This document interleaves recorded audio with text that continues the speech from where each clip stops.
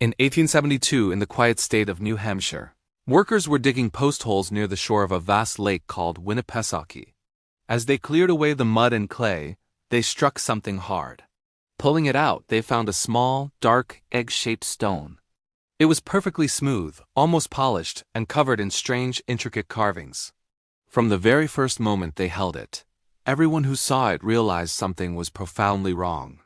This wasn't just another rock. This was something different. Something impossible.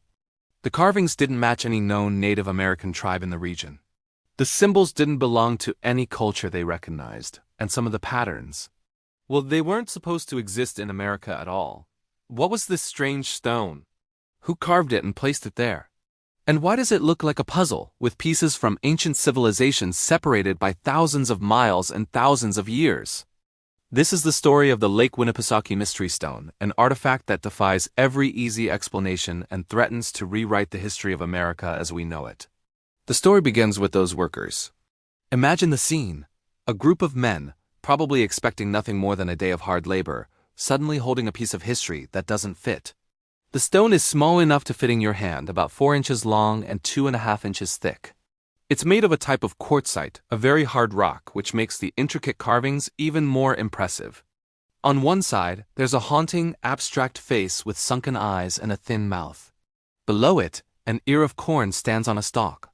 The other side is even more abstract, filled with circles, spirals, a crescent moon, and dots.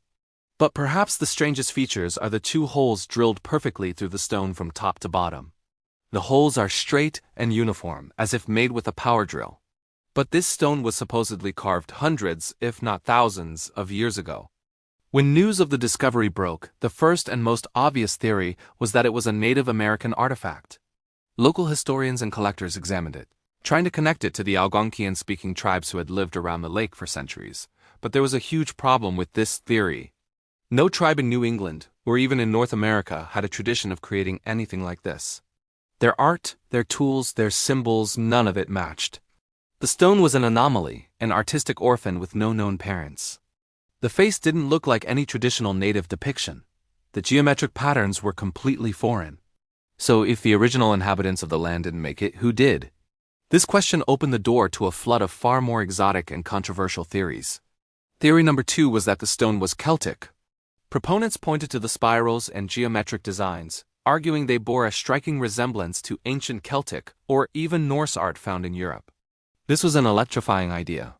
Could ancient Europeans have crossed the Atlantic long before Columbus, navigating their way deep into the continent to New Hampshire? If true, this single stone would rewrite the timeline of discovery.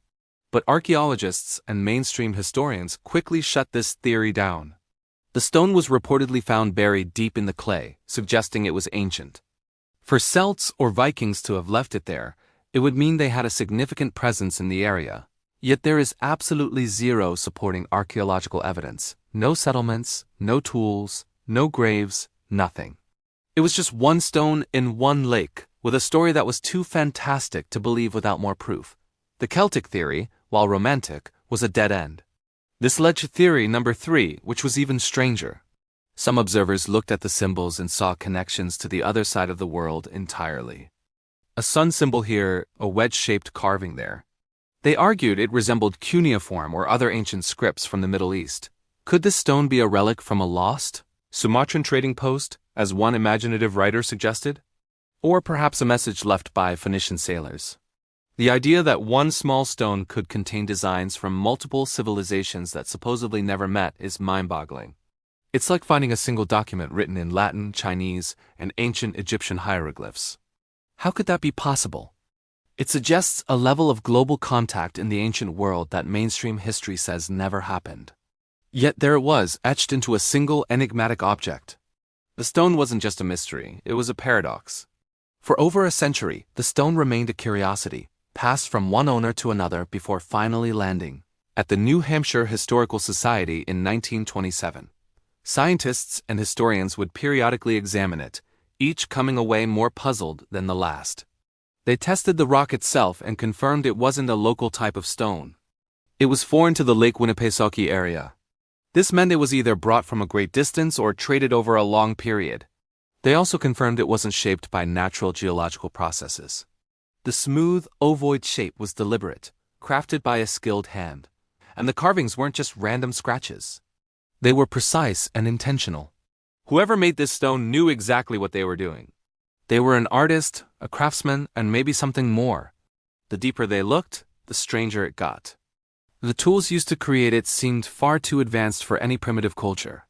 The real breakthrough, or perhaps the deepest dive into the mystery, came in 1994. The stone was subjected to a new round of analysis using modern technology, including stereo microscopes and advanced imaging.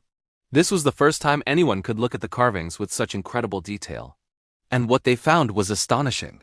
First, they discovered new, fainter scratches and shapes that had been invisible to the naked eye for over 120 years. Some of these markings seemed to suggest a calendar or an astronomical chart. Others looked like a strange, distorted map. But the single most bizarre finding came when they examined the two holes drilled through the stone. Magnified imaging revealed microscopic grooves or striations inside the holes. These grooves were incredibly uniform and consistent. They didn't look like they were made by a primitive hand-turned drill, which would leave irregular marks. Instead, they looked mechanical. They looked almost modern.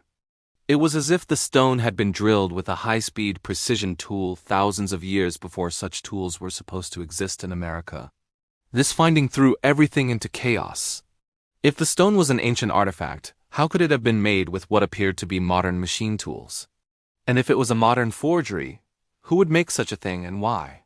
And how did they get it buried so deep in the clay that it seemed ancient to its 19th century discoverers? There are theories that it was a hoax, created by one of the workers or by the man who first owned it, Senecalad, but these theories have problems too. The type of rock is extremely hard to carve, and creating such an intricate and convincing fake in the 1870s would have required immense skill and knowledge. Why go to all that trouble for a prank? And if it was a prank, the prankster took their secret to the grave. Today, the Lake Winnipesaukee Mystery Stone sits quietly inside the New Hampshire Historical Society. It's kept under lock and key, a protected and treasured enigma. Researchers and historians still study it, hoping to one day crack its code. But for now it remains silent. It has been called a thunderstone, a birthstone, a treaty, a record of an ancient visit. But nobody knows for sure. Everyone who studies it, from the skeptics to the believers, agrees on one fundamental thing. If this stone is a genuine, pre-Columbian artifact, it changes American history completely. It means someone, from somewhere we can't identify, reached this land long before anyone believed possible. They traveled deep into the continent and left behind a single, beautiful, and utterly baffling message. A message that we, with all our modern technology, still can't read. The stone is a silent testament to a chapter of our past that may be forever lost, or perhaps is just waiting for the right person to finally understand its story. If you want more mysteries America still can't explain, watch the next video, it's even stranger. Thanks for watching.